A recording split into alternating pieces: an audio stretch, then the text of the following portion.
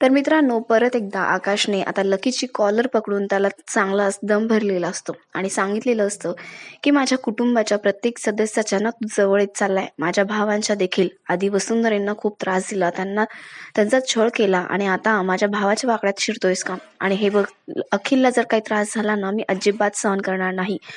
आणि त्याच्या वाकड्यात शिरलास ना, तर माझ्यापेक्षा वाईट कोणीही असणार नाही. मी तुला अजिबात सोडणार नाही. आणि त्याची कॉलर पकडून त्याला तो धमकीच जणू काही देत असतो. तर मग सुरुवातीला होतं असं, की वसुंधरा, आकाश सगळेजण खाली आलेले असतात. आकाश आईला विचारत असतो, की वसुंधरेला घरातील किचनमध्ये जाण्यासाठी तू मनाई का केलीस? आणि अन्न पाणी द्यायला तू नकार का दिलायस? तुला माणुसकी नावाची गोष्ट तुझ्यात नाहीये का?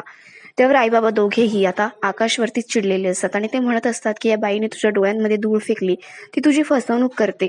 आपल्यासाठी ती चांगली नाहीये आणि तुझ्यासाठी तर मुळीच चांगली नाहीये आणि तरी सुद्धा तू तिच्या बाजूने उभा आहेस. त्यावर आकाश म्हणतो, असं अजिबात नाहीये.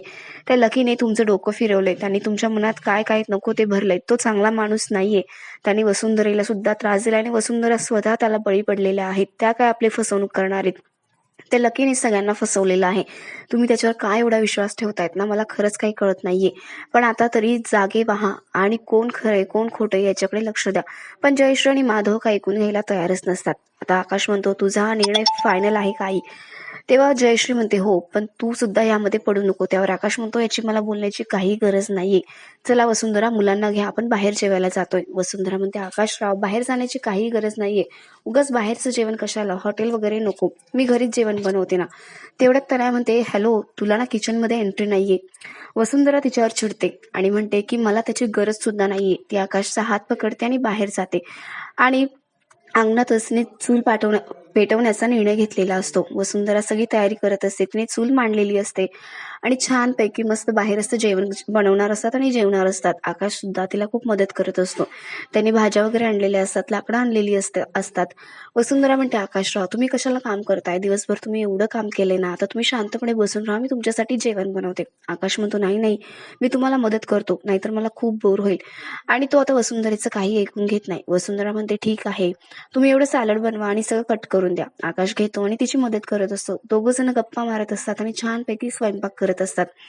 इकडे माधव, जयश्री आणि तनया त्यांच्याकडे बघत असतात. माधव आणि जयश्री म्हणत असतात, की आकाश पुरता हिच्या प्रेमामध्ये बुडालेला आहे. त्याचं त्याच्या आईवडिलांकडे सुद्धा लक्ष नाहीये. तनया लगेच विशाखाला फोन लावते आणि सगळं काही सांगते आणि म्हणत असते, मम्मा, इकडे ना खूप इंटरेस्टिंग गोष्ट चालू आहे. आकाश आणि वसुंधरा बाहेर पिकनिक करतायत. त्यांनी बाहेरच चूल मांडली आणि स्वयंपाक करताय, कारण आईने वसुंधरेला किचनमध्ये येण्यासाठी मनाई केली आहे म्हणून. आणि ती हसत हसत सगळं काही सांगत असते, त्यांची थट्टा उडवत असते. तेवढ्यात विशाखा म्हणते, हे बघ, हा मस्करीचा विषय नाहीये. जर असंच चालू राहिलं ना, तर माधव आणि जयश्रीला त्यांचा पुळका येईल आणि वसुंधरेला ते ऍक्सेप्ट करतील. आपल्याला ते होऊ द्यायचं नाहीये. त्यामुळे मी जे सांगते ना तेच कर. तनया म्हणते, ठीक आहे, आणि फोन कट करते. ती आता इकडे येते आणि जयश्रीचे परत कान भरायला लागते आणि म्हणते, मला तर असं वाटतंय ना, आकाश दादा पुरता या वसुंधरेच्या हाती गेलेला आहे. हिने काय केलंय कुणास ठाऊक, पण मला त्याची खूप काळजी वाटते. देव ना करो त्याच्यासोबत परत जीव घेणा हल्ला वगैरे हो. त्यावर माधव म्हणतो, हे बघ, संध्याकाळची वेळ आहे, तनया असं काही भलत असेल तर बोलू नकोस. त्यावर तनया म्हणते, नाही बाबा, सॉरी, पण ना आकाश दादाच्या काळजीपोटीच मी हे सगळं बोलते. मला तर असं वाटतं ना, की या वसुंधरेनेच आकाश दादाला गोळी मारली असणार. माधव म्हणतो, काय बोलतेस तू?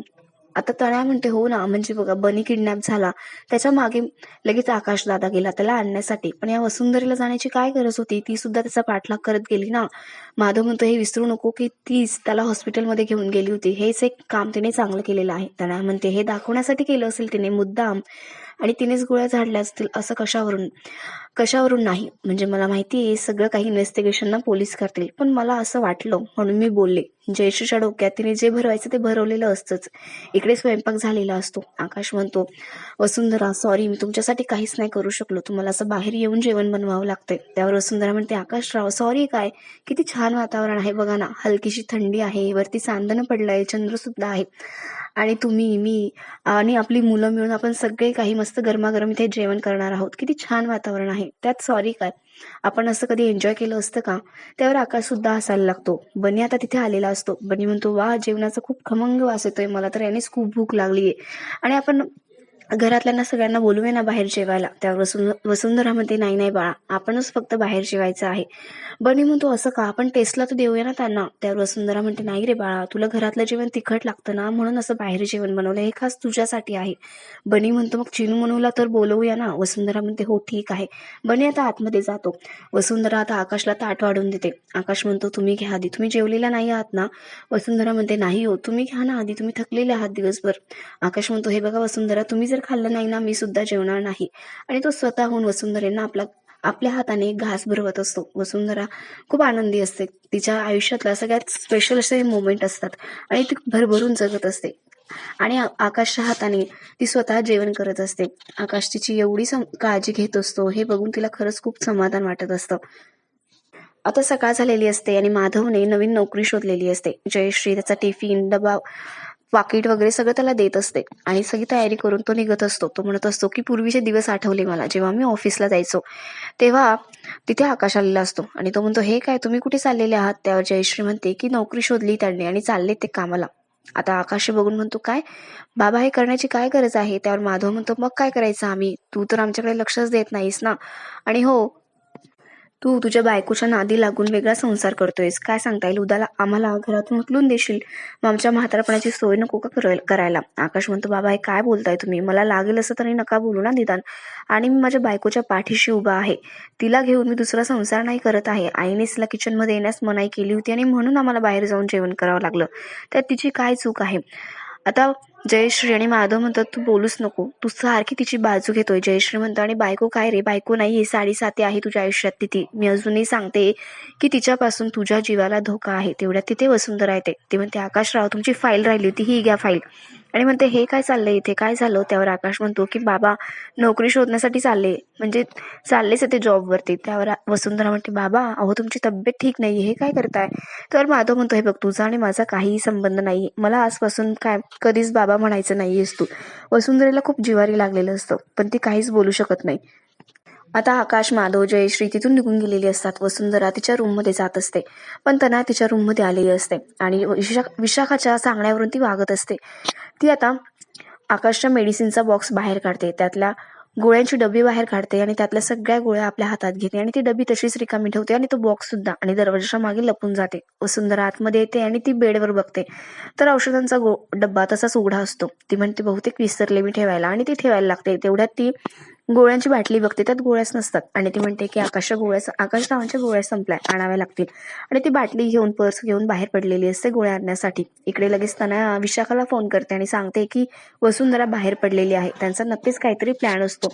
विशाखाने चक्रव्यूह रचलेलं असतं आणि विशाखाला वसुंधराला त्यामध्ये अडकवायचं असतं.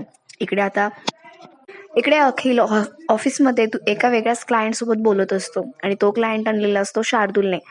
तेवढ्यात आकाश इथे येतो. आकाश त्या माणसाला बघतो. तो माणूस म्हणतो, आकाश सर, कसे आहात, आपली खूप दिवसांनी भेट झाली ना. हा, तुम्ही जरी मला काम दिलं नसेल तरी सुद्धा तुमच्या भावाकडून मी काम करून घेणार आहे आणि आपली आता वरच्यावर भेट सुद्धा होत राहणार आहे. आकाश त्याच्याबरोबर काहीच बोलत नाही आणि तो माणूस निघून जातो.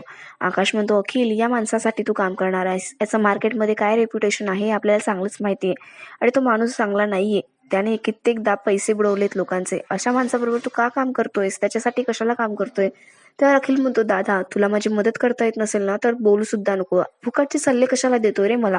माझं मी बघून घेईल ना, मला कसे प्रोजेक्ट्स मिळत आहेत, मी कसे कुठून मिळवतोय, यात मला किती कष्ट करावे लागतं हे तुला नाही कळणार. तेवढ्यात तिथे शार्दूल येतो आणि तो म्हणतो, आकाशराव, हा माणूस चांगला आहे, मी कित्येकदा पर्सनली त्याच्यासोबत काम केले. आकाश म्हणतो की त्याचं रेप्युटेशन चांगलं नाहीये मार्केटमध्ये. त्यावर शार्दूल म्हणतो, अहो, त्या अफवा होता, त्याच्यावर का विश्वास ठेवताय तुम्ही, मी सांगतोय ना तुम्हाला. अखिल आता वैतागून निघून गेलेला असतो आणि शार्दूलच्या म्हणण्यावरती आकाशला अजिबात विश्वास नसतो. आता तो आकाश शार्दूलची कॉलर पकडतो आणि म्हणतो, हे बघ, तू ना माझ्यामध्ये आणि माझ्या भावामध्ये अजिबात पडायचं नाही आणि माझ्या भावाच्या जवळ जाण्याचा प्रयत्न करायचा नाही. तू जर त्याला काही नुकसान पोहोचवणार असशील, त्याला जर गोत्यात आणणार असशील ना, तर माझ्या इतकं वाईट कोणीच असणार नाहीये. शार्दूल म्हणतो, तुमच्या भावाचा मी फायदाच करून देतोय. आकाश म्हणतो, फायदा करून देतोय की फसवणूक करतोय? मला चांगलंच कळतंय ना. आधी तू वसुंधरांना छळलंस आणि आता माझ्या भावाच्या जवळ यायला लागलायस का? एक गोष्ट लक्षात ठेव, त्याच्या वाटेत जर गेला ना, तर माझ्या इतकं वाईट कोणी असणार नाही. मी तुला अजिबात सोडणार नाही. आणि त्याने शार्दूलची कॉलर पकडलेली असते आणि त्याला मारण्याचा प्रयत्न करत असतो. तेवढ्यात शार्दूल म्हणतो, अहो आकाश सर, हे काय करताय? तुमच्यासारख्या माणसाला हे शोभतं का? आपण ऑफिसमध्ये आहोत, तुम्ही माझी कॉलर पकडताय. त्यावर आकाश आता रागारागाने त्याची कॉलर सोडतो आणि तिथून निघून जातो. इकडे शार्दूल म्हणत असतो की काय करावं या आकाशचं, अजिबात ऐकूनच घेत नाही. किती भाव खातो हा आकाश. पण याला सुद्धा माहिती नाहीये की त्याची लाडकी बायको वसुंधरा कुठल्या चक्रव्यूहमध्ये आता अडकणार आहे. त्याला काय, तिला सुद्धा माहिती नाहीये त्या विशाखाने तिच्यासाठी काय प्लॅनिंग केलंय ते. आणि आपला आजचा हा भाग इथेच संपतो.